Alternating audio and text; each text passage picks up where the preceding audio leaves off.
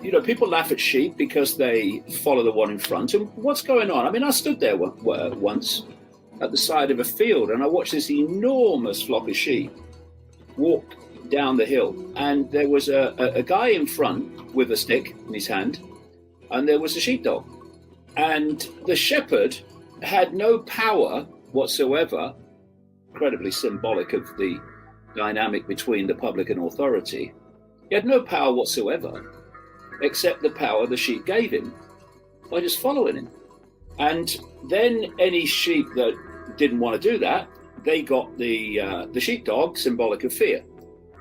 And if you look at that dynamic, that has allowed the few to control the many throughout known human history.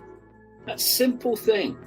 I'll do what authority says, I'll believe what authority tells me, and if I don't want to do that, I am open to being brought back into line through fear.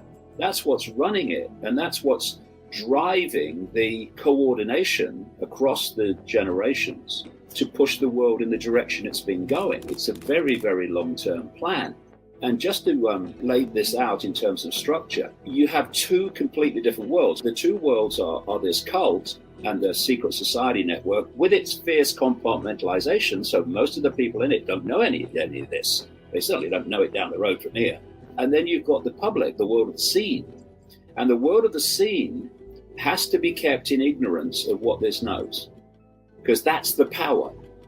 We know what you don't know, so that gives us power over you. And so over the generations, passing through this secret society network, this global cult in all its forms, is the plan for where humanity... Only on becoming supernatural. Also, the nature of reality. The nature of reality is passed on.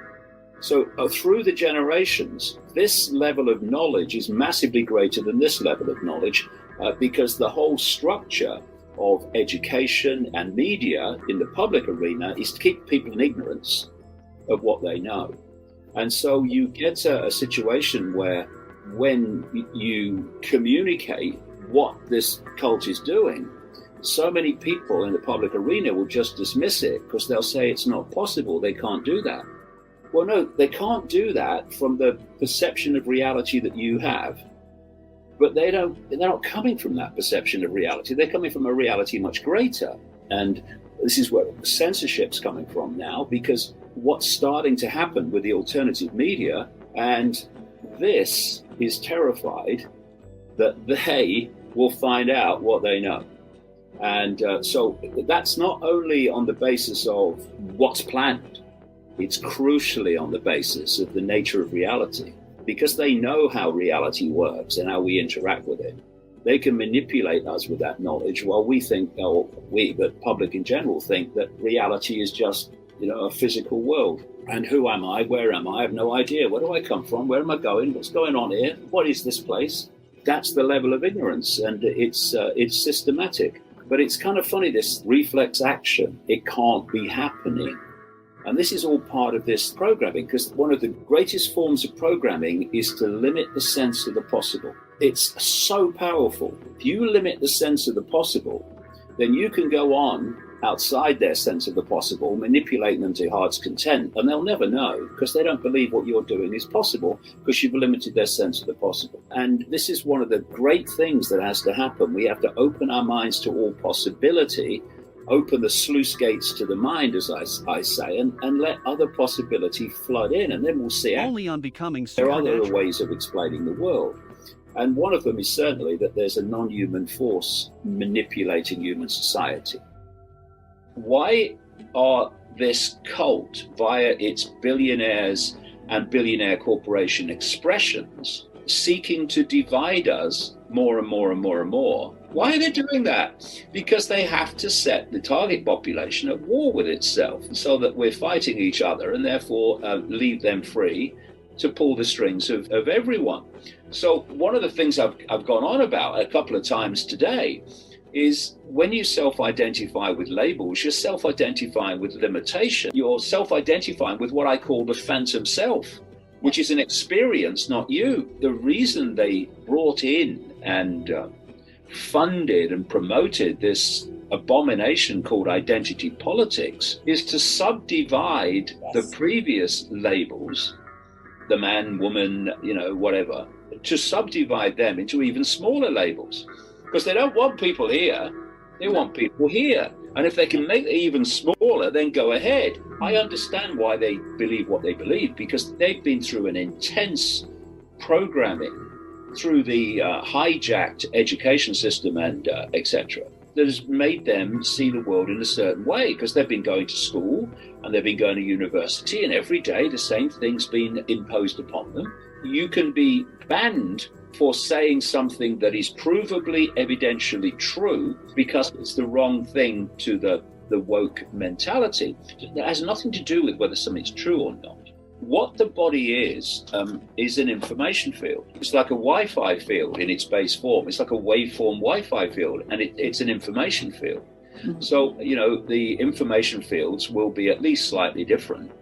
We have to be manipulated to perceive the physical, therefore the apartness, the world of apartness, apparent apartness, see the world of unity. Mm-hmm. And this is why the way of getting out of this situation we're in is to go to consciousness and not judge everyone and judge everything by what the five senses are telling us. But when you expand your awareness through self-identifying with the fact that you are consciousness in your prime form and not the body you're experiencing, then you're in the world through your five senses, because that's what we're here to experience. But you're not of the world in terms of all your perceptions of the world. And from this perspective, you start to see things in a completely different way. Instead of seeing dots and random, only on Becoming Supernatural, you see pictures, pattern, and coordination. So many people have broken out of this perceptual Alcatraz of seeing the world the way they're told to see it. The experience has become such, and the way the world has changed has become such that it has actually got them to say, well, hold on a minute, what is going on? But what is going on? Why are they doing that? I know it's not right. I know there's an agenda here, but what is it? And why are they doing that? What all the news organizations and the mainstream media are doing, and why all this censorship is going on, is they don't want people to have context, because once you have context, you see it. So when people are posting on the internet, on these social media platforms, information that puts current events into context, why is it happening and how is it happening, they get censored. They get censored because that's the last thing this cult wants, is people to have context. Why and how. You're seeing these different states of consciousness so clearly now. You've got the state of consciousness that believes what it's told and does what it's told and doesn't question and gets many times very angry and often vicious if you don't accept to do the same and just be as closed-minded as they are. And then you've got this other consciousness. This consciousness wants freedom. It wants joy. It wants ability to live your life as you choose. It wants peace. So everyone who opens their heart, everyone that laughs in the face of fear, everyone that just realizes that we're all that is, has been, and ever can be, and this is just a short experience in a crazy world called human, the more people do that, we are putting that frequency into the field. And we're changing the frequency and the information nature of the field. And so that starts affecting people. Because instead of being affected by this low vibrational density, suddenly people are being affected by something else, much higher, and sees the world differently. We need to go above that. And because this world is a manifestation of human consciousness, that's what it is. That's the very process by which the cult controls humanity, controls perception. Thus, perception becomes individual behavior collectively. It becomes collective behavior, which is human society. So the key to changing this and the manifestations, the perception, consciousness that we're now experiencing, is to change perception. change consciousness, change self-identity. So we identify with being the consciousness that we eternally are, and not the names and labels that we briefly identify with in a human life. That's where this change is going to take place.